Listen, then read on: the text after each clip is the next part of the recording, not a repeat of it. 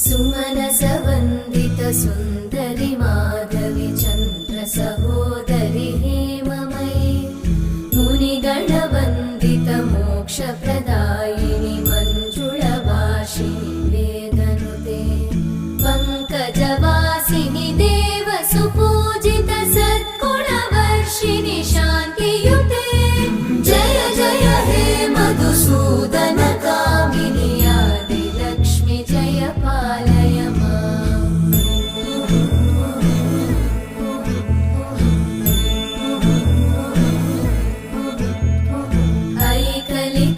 ऐकलिकल्मषनाशिनि कामिनि वैदिकरूपिणि वेदमये क्षीरसमुद्भव मङ्गल